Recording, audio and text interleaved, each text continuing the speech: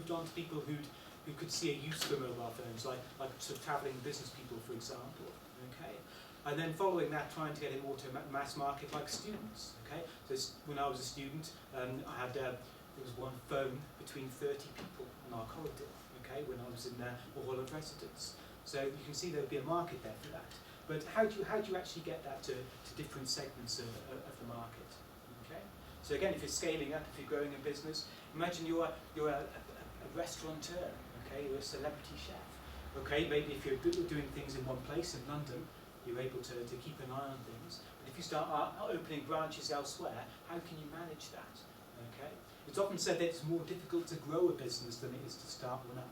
Okay, so there's a few issues there which might go wrong. Okay, so I don't want to spend any more time on the slide which says about things going wrong. So for the future, I actually wrote down a very quick list of things which might be of interest when it comes to healthcare and maybe biotech in general. Okay, and this was a very quick list. You'll have a much better list than me. I just came up with this in a few minutes. But what things could be out there? Well, antibiotic resistance. Okay, so penicillin was discovered probably a mile or so from here in St Mary's Hospital in Paddington. Okay, I can see the window where in fact it was discovered as you're walking along Parade Street to the station. But loads of bacteria now are resistant to that. Okay, so not just that.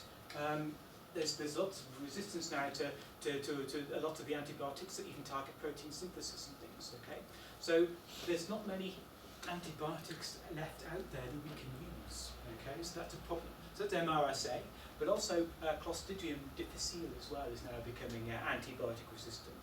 Okay, and tuberculosis is also becoming antibiotic resistant. That's a particular problem because tuberculosis is one of the biggest killers in the world still, because it actually kills people that basically develop AIDS. In Africa, tuberculosis is the biggest killer there. Okay, people are living longer, so we're getting things that we didn't used to have before. So before Victorian times, where people used to die when they were sort of 30, 35, we're living a lot longer, so we're getting stuff that didn't used to be around. Okay, so Alzheimer's, okay, the cancers and things like that, atrophic diseases, sort of muscle wasting, okay, all these sorts of things are out there now that we never used to have to deal with before. Okay, heart disease, okay, due to lifestyle and cancer. Okay, so we're drinking more, we're getting more stressed. Okay, well, I am anyway. But those sorts of things are out there. Okay, so maybe if we could start looking for earlier diagnosis, okay, that could save lives, and it could also save money. Okay, I've done various consultancy projects with the NHS, and they're very interested in looking at sort of early diagnosis because it saves them so much money. And earlier intervention is so much cheaper. Okay, diabetes is a problem, not just for the developed world. Like I said, it's becoming a problem worldwide. Food sustainability. My wife used to work at the Wellcome Trust as a program manager, and they used to look at where to invest the money. Okay, so bee diseases, we're having trouble pollinating our crops now. That's going to be a problem. Okay? There's an increasing population. I think it's still the case that there are more people alive today than have ever died. Okay, that shows how much the population is increasing, and we've got less available farmland. Okay, so that doesn't compute. Okay, something's got to be done there. So GM crops. So again, there's a lot of sort of scaremongering perhaps about that, but surely they're going to be useful in some environments. Okay, if we can start growing crops in more arid conditions perhaps, or getting it to last longer. Okay, so a lot to think about there. Biofuels. So we're going to run out of oil at some point. There are biofuels out there that we could potentially use, but one of the side effects really of biofuels is that a lot of so farmers now are deciding to grow crops for biofuels instead of growing actual food. Okay, so there's been a bit of an unintended consequence perhaps there. Global warming might mean that malaria could potentially come to Europe and the US. Okay, infecting a lot more people. So malaria is still a big problem. Okay, malaria has killed more soldiers in human history than fighting has. Okay, so malaria is a big problem. So what is there an opportunity there perhaps? And bird flu, swine flu, Zika, as we've seen on the news over the last few weeks, these types of diseases might be out there that we need to deal with. Okay, and water as well. So access to clean water could be an issue in the future. So this is a list which I essentially just came up with pretty quickly. issues are there really when it comes to sort of medical innovations? Well, sadly, it can be quite unattractive sometimes for venture capital investment with long development times, and it's basically unpredictable returns and looking quite far into the future. Okay? So what you're tending to find is that there's often sort of charities, foundations and grant funding which is using that money to basically bridge the gap between academic labs and commercial partners. Okay? So that money is pretty high risk money in the sense that they don't expect it to ever be repaid back. Okay? So yeah, I mean the Wellcome Trust perhaps is one. There's various government grants, and there's also grants for sort of orphan drugs and various rare conditions which may not be commercially attractive for large organisations to try and go for that. Okay, so there is money out there. Okay, from various grant awarding bodies like I mentioned, and often early stage drugs or devices, they can often be sold on to big pharma. So it's quite a nice model really for large organisations now to not always necessarily do the research work themselves, but to find out somebody who's already doing it and buy it off them. Okay, and if you've got VC investors, they might be quite happy with that as well. So in terms of technological innovations, this is I would reference this diagram if I could remember where I found it. Okay, but in terms of looking at technological innovations, this is the problem we have really, I suppose, with needing to do our research and development, needing money for that, and we hope that we get our product to market or perhaps sell the business on before we run out of money. Okay, and so this is the amount of money there. That valley of death is the amount of money we would need to find perhaps from a VC in order to commercialise our particular medical innovation. Okay. So what else is there? I know we didn't really, we said we weren't really that bothered about sort of drug discovery perhaps for this, but there are interesting issues which I thought might be worth one slide when we look at medical innovations. So one of the things at the moment which is being looked at is repurposing existing drugs. Okay, so Viagra, for example, was originally used for a treatment for heart disease. I think we know what it's used for now. Okay, there's Rogaine for which was originally for blood pressure, but that actually treats hair loss. We now are supposed to take an aspirin a day to stop us getting a thrombosis for a heart attack. Okay, and lots of patents have expired now. Okay, so if you take something like aspirin, for example, there, I think it was patented in the 50s, I think, and so the patents have long since expired. So small companies, or any of us, can go back and we can start having a look at these now, and can they be repurposed for anything else? Okay? So what that means is smaller potential markets now become more attractive. When I used to work at Glaxo, they used to be really into looking at things like stomach ulcers. Okay? That used to be one of their big things at Glaxo, because they knew there was a big market there, and it was never going to be eradicated. So now, with being able to look at this without the development costs, repurposing some of these drugs, actually smaller markets now become more attractive. Okay? And the other thing we need to remember, of course, is it needs to be affordable to the target market. Okay? So if the people who have these diseases can't afford it, then that's a little bit of a problem. Okay? Maybe we need government help. Maybe we need the government to guarantee they're going to buy this product off us in order to give it to people who need it. So we've got to think about that. How is this going to be affordable to the target market? So there is good news. There is money out there, and there are many examples of successes. Okay. So even in Manchester, there's something like I think Manchester University has created something like 250 spin-outs. Okay. There's a vast number of companies that have been created. There are various grants and awards out there. Okay. And there's also money for you to stay in the lab for another couple of years in order to maybe make a prototype or take your idea forward. These have got names like translational awards, catalyst awards, applied research awards. But obviously then you can work in the infrastructure of your existing lab in order to take the idea forward. Okay? If you look on the government's website, there's about 80 different types of grant that you might apply for. Many of them are ones which encourage sort of innovation, essentially. Okay? There are business plan competitions out there, some of which I've mentioned. Okay? Even the Metro, I was amazed to see that the Metro newspaper had a business plan competition. Okay? The big banks all have one. Okay? HSBC has Startup Stars. There's things like the Princess Trust up there. Most universities have a business plan competition now. Okay, this one. Pitch at the Palace, I was a mentor for that. And if you want to humiliate yourself on TV, then Dragon's Den might be for you. Okay. And there was New East Manchester as well. That was one. That was quite an interesting one. I went to those awards a few years ago, and it was for £25,000. And if I'd have known what the business ideas were like on the day, I'd have put in something myself. Okay. The winner was a dog walking business. So they won £25,000. Okay. If only I'd put something in myself. There are loans, I suppose, out there, maybe generally more for those who are growing a company, but there are some loan guarantee schemes out there now, which basically the government will pay if you fail and you can't pay back the loan, then the government pays it back. Okay, it doesn't stop you failing, but it helps loan lenders to give money, knowing they're going to get it back from the government if it fails. Venture capital might invest if for those who've got their ideas maybe at a sort of a further stage. Venture capitalists accept risk. I think the general figure is that 1 in 10 investments that venture capitalists make will be successful.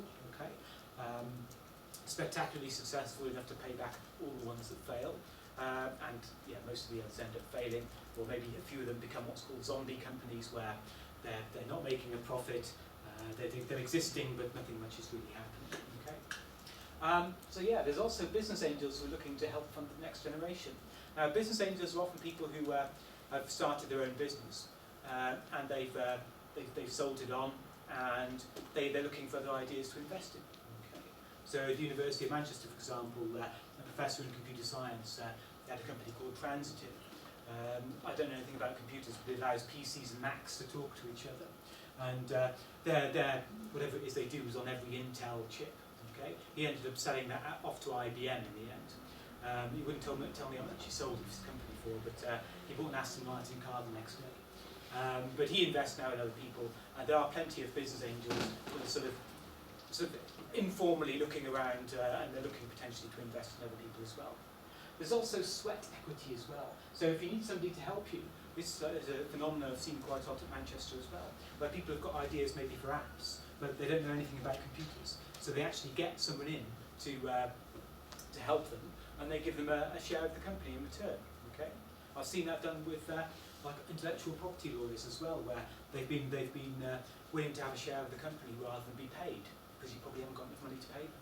Okay, so it's never been easier to start a business. So the government thinks that 45% of growth in the next few years for the country is going to come from companies with less than 50 people. So it's quite easy to start a business. It's never been easier to start a business. Okay, so I can't remember what time I started, but I suspect I've gone over. Feel free to visit the website or look at my Twitter. I occasionally put interesting things on there. Are there any questions? Anybody have any questions?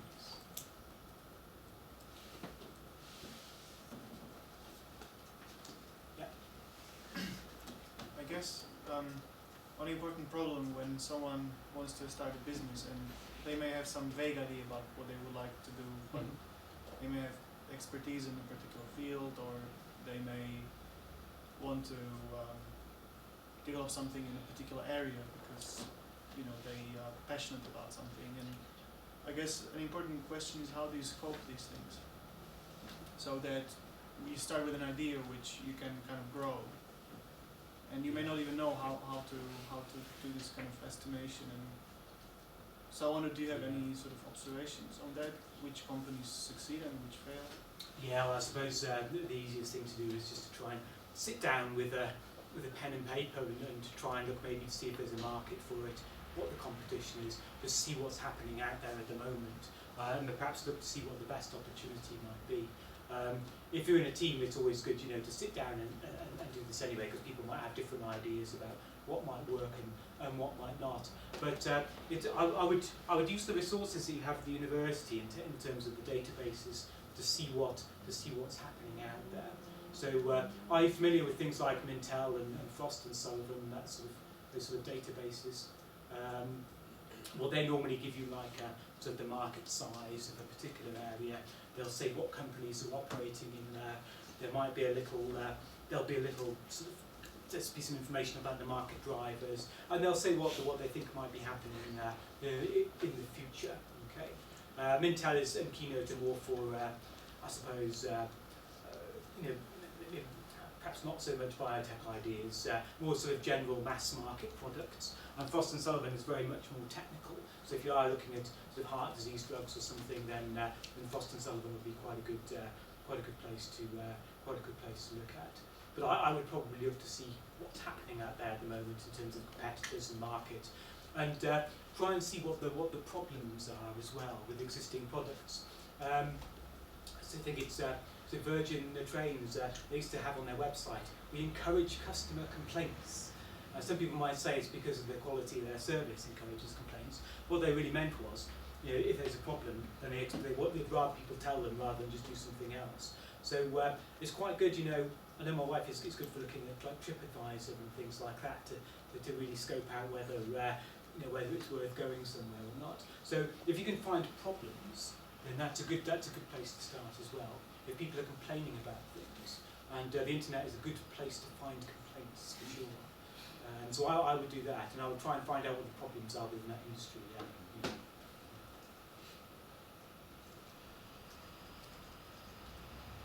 So I have a question. Okay. There was an interesting slide with the components of a business plan. Yeah. Which components do you typically see being underdeveloped when scientists come to you, or in your experience? Finance. Right. Finance, absolutely. Finance for sure. Yeah. But that comes really from no experience, really. Yes. I suppose. But that's why that comes. Yeah. Yeah. So I mean, normally what you might expect is like sort of 3 years of profit and loss, balance sheet and cash flow, and perhaps a break even or something in there, and an idea really that what the company is going to be worth then at the end of that period, because that's what the venture capitalists are going to basically make their decisions with, really. Yeah. So I'd say finance. I'd say that. I mean, a lot of the rest of it is research, okay, which of course we're all trained to do pretty well. So when it comes to looking for market data, I find people are actually quite good at finding that sort of information. Whereas the finance where people really have got no experience, I think, which is the problem. That's maybe why it's really good to have the MBAs here, because that's where you're going to be able to bring your skills to bear. I think for sure. Yeah. Thank you. Okay. Thank you very much.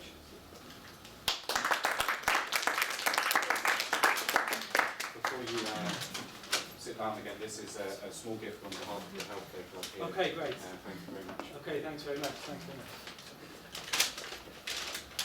Okay.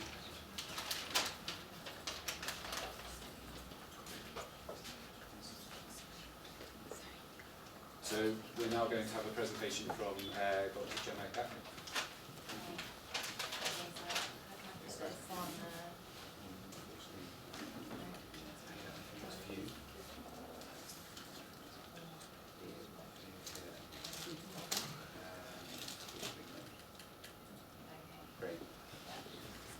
Okay, so I'm here, so my name's Gemma. I finished my PhD in cell biology about 2 years ago now, and then did some postdoctoral research. I have a completely academic background, but all along the way I thought, you know, I really want to learn about how to translate the science I'm doing and making it something, you know, that I could relate to in a better way than just, oh, my little protein does this, or, you know, this kind of stuff. Anyway, so I was lucky to meet a chemist. A few years back we did the same PhD program together, and yeah, we hit it off and we started talking about what chemistry he was doing. And he had some really interesting molecules. I know this isn't the health challenge is not biologicals, but similar principles apply. So basically we entered a competition, a bit like the HealthTech challenge, which was mentioned earlier, called One Start. So I'm going to tell you a little bit about that process and what we learned along the way, and how we were going into it, and how we have been able to come out at the end. So I'll just tell you a bit about my company. So it's called Keragen Therapeutics. We are an early stage drug discovery company developing therapies for degenerative diseases. We're a UCL School of Pharmacy startup, and we were only founded last year. So I'm basically about 12 months ahead of you guys who are thinking about starting up something. Our target product profile, sort of TPP, some people call it, people like to see that.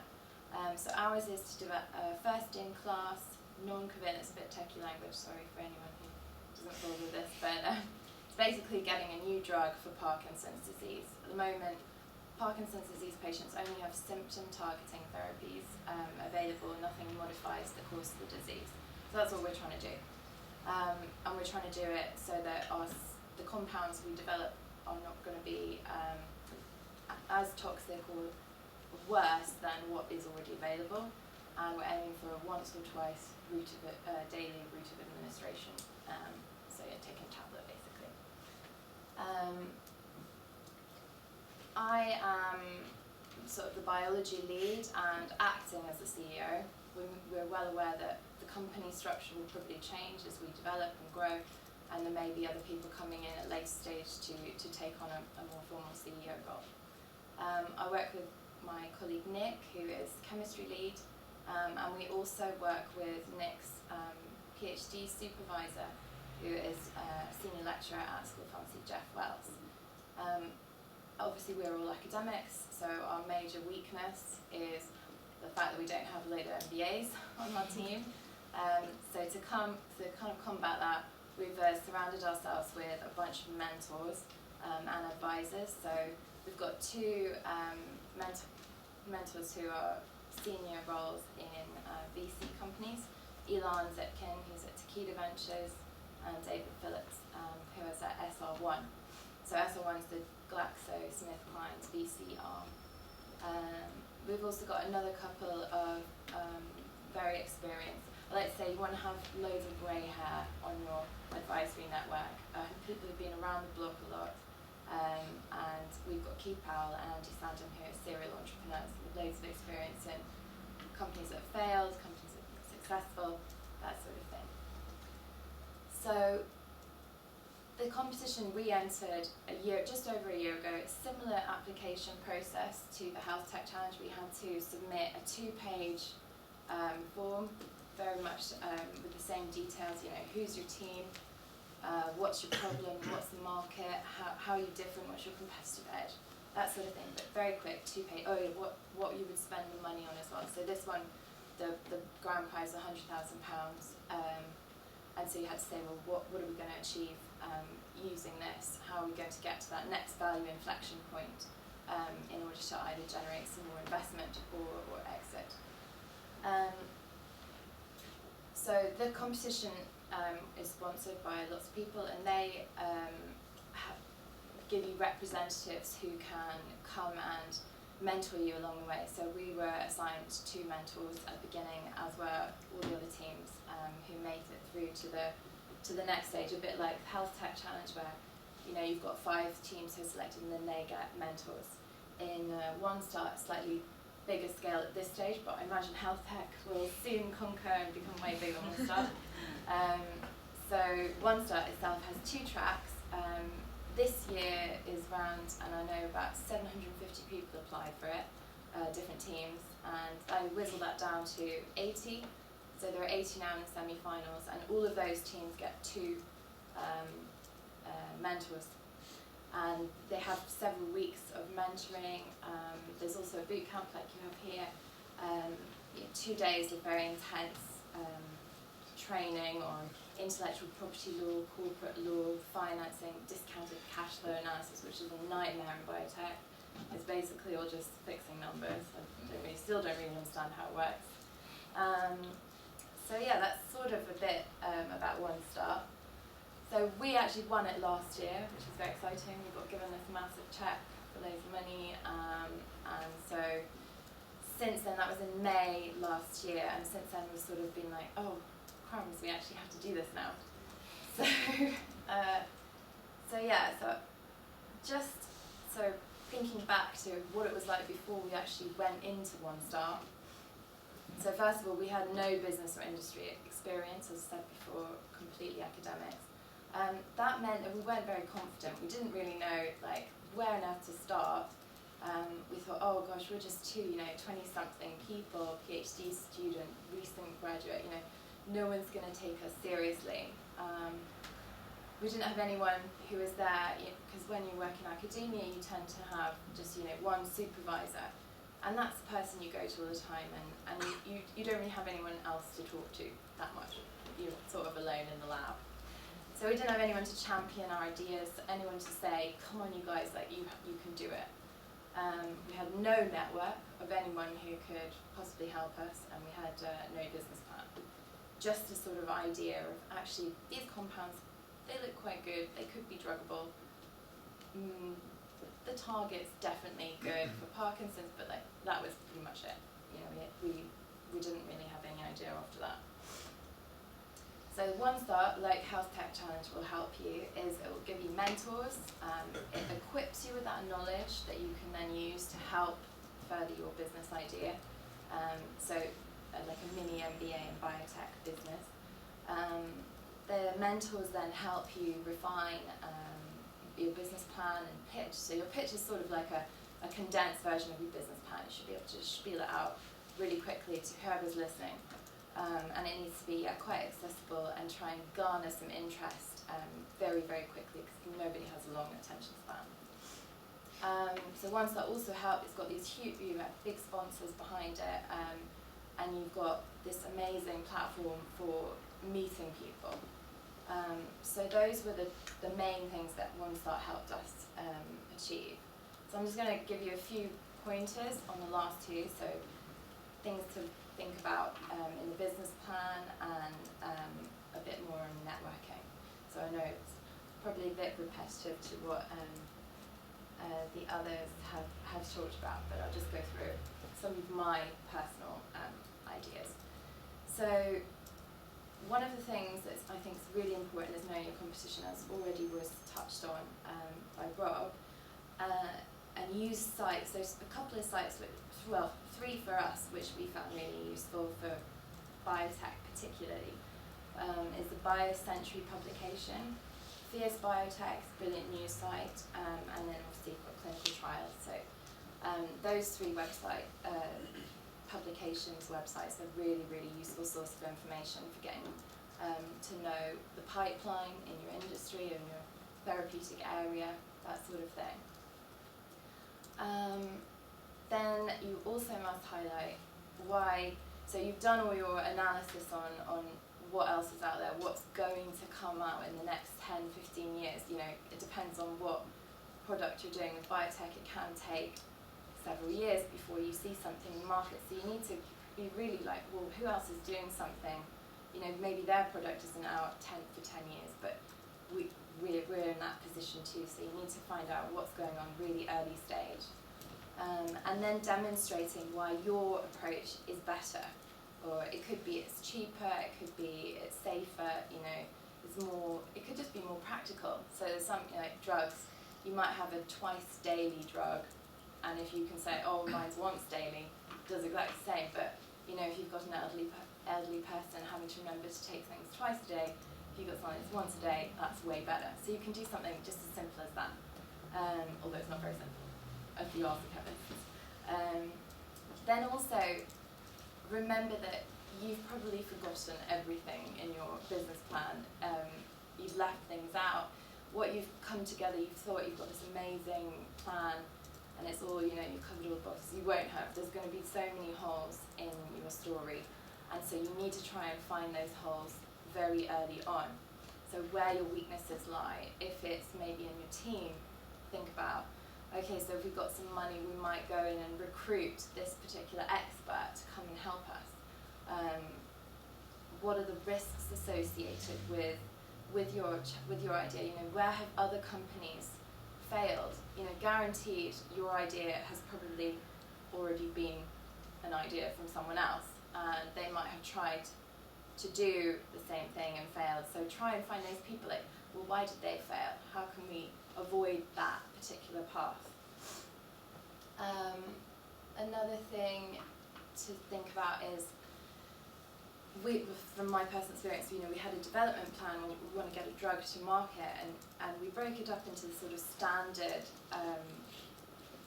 milestones. But actually, within those milestones, you've got another million small milestones. So try and like micro break it down. Like you've got, I'm trying to think of a good example, but essentially, no small piece of work. Try and keep it into that business plan.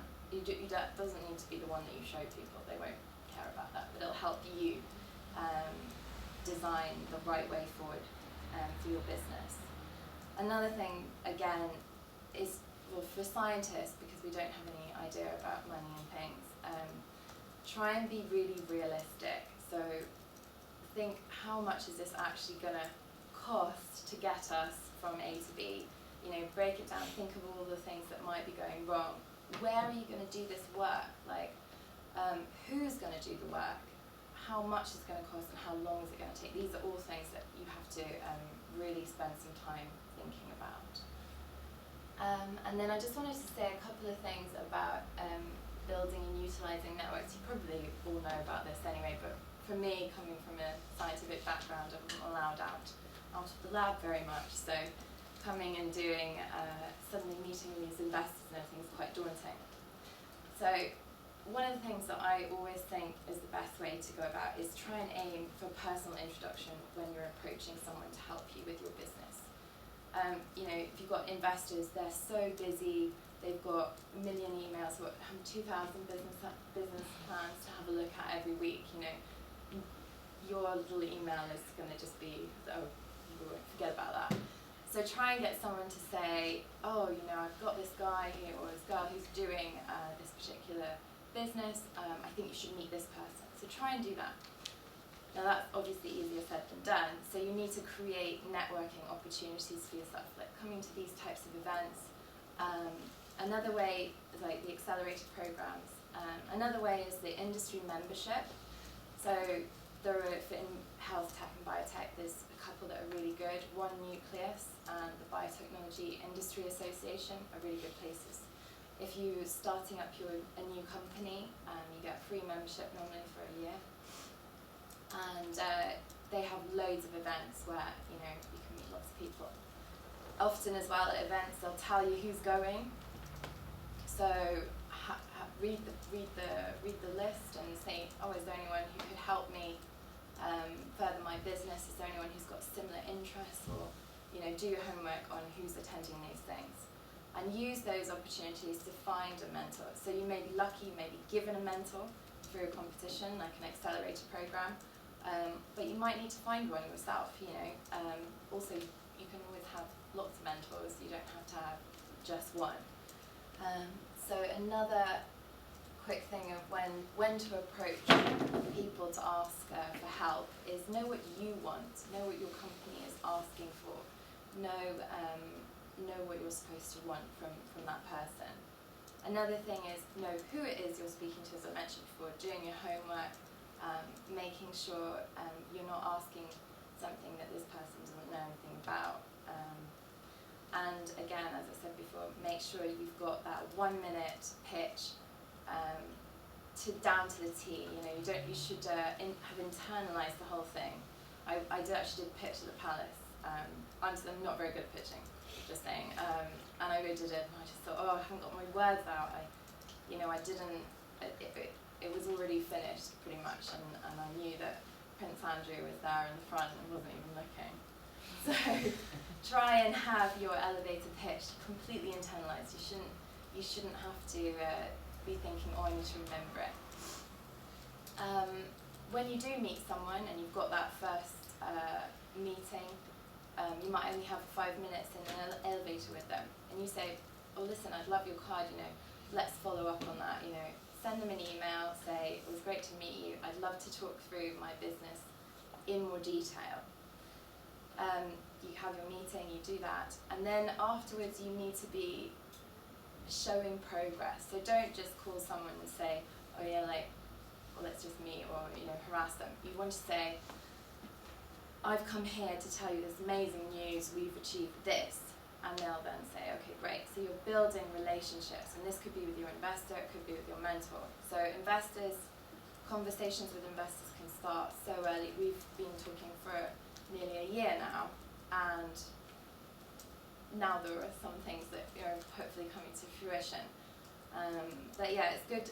The investor likes to invest in people, so not just the idea. So knowing that they can trust you, that you say you're going to recruit this person in 2 months to do this project, and saying, okay, well, we actually did do that, it makes you a much more credible company, even if it's just a small project. So since we entered the competition One Star, we've been able to achieve a few things in 12 months. It seems like maybe it's not, raising £1 billion or anything, but we've got some great mentors and we've got amazing advisory and support network. The investors know who we are, what we're doing. We're on their radar. We've got conversations in place. We now have a very good business plan. It's robust, it's realistic. We've also established various partnerships. So you might have an idea, you think, well, potentially this idea could help another business. How can we work together with another company or with another academic collaborator? Maybe they've got an assay that you'd really like to use. So we've been doing that, broadening our horizons a little bit. So now we've got collaborations in California, Wisconsin, Edinburgh, Canada, with a company who are doing cyclic peptides.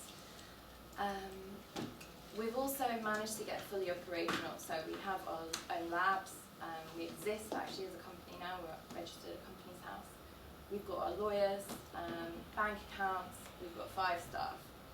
So that's, I guess, what we've done. But now we want money. So we're still actually. Another thing I wanted to talk about is IP position. So we have IP. We can patent it now, and we can license it, but it's taking a bit of time, and so timing is quite unique to different business proposals. So try and get those conversations going with your technology transfer office as soon as possible. It's never too early, as we sort of left it a bit. Well, we didn't do it as early as we should have really, but these conversations are happening. You treat your TTO a bit like your investor. You need to show them that you've taken that leap of faith, that you are, you're someone who can take that valuable intellectual property forward and make it into something worthwhile. So again, these are relationship building, proving yourself to the TTO. We're actually doing the technology transfer office discussion in tandem with investors. And that can be, we're finding that's quite beneficial because, having an investor who's keen can actually help you get a really good deal from your TTO, because otherwise TTO can be a bit slow. They've got loads of exciting things to be doing, and Pfizer's getting in touch, offering them millions of pounds a year as your PhD student, not going to be very interesting. So yeah, trying to have an investor on board with you as well is really good. So yeah, just on a final note, make sure you have a good team that you can work really well together. It's going to be probably painful along the way. I know I've been in tears and I've needed Nick to say, damn it, it's okay, we're going to get through this, and vice versa. You need someone you can properly depend on, because it's going to be tough. Think creatively, just because no problem is almost too big. There's always going to be some sort of solution somewhere along the line, so be really creative. Having said that, do stay focused. It helps you keep going. You might have a bit of a trial and tribulation, but if you then remember, oh, hang on, I'm going to cure Parkinson's disease, it's okay, we can keep going. And yeah, be flexible and persistent. So that's anyway my advice so far. So yeah, good luck. I hope everyone is successful.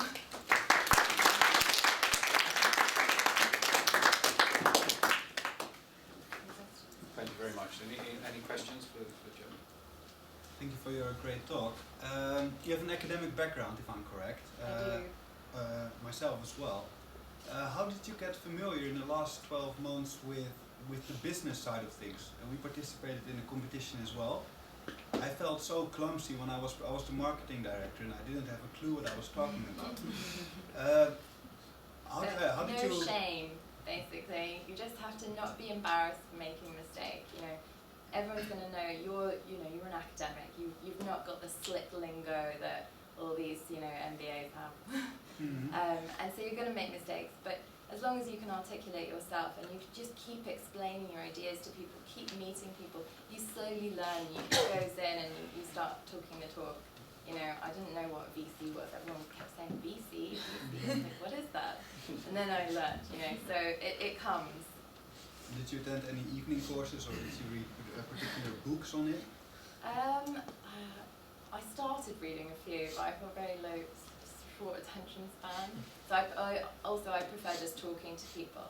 So I'll just call someone up and say, I really don't have a clue what this means. Can you help me?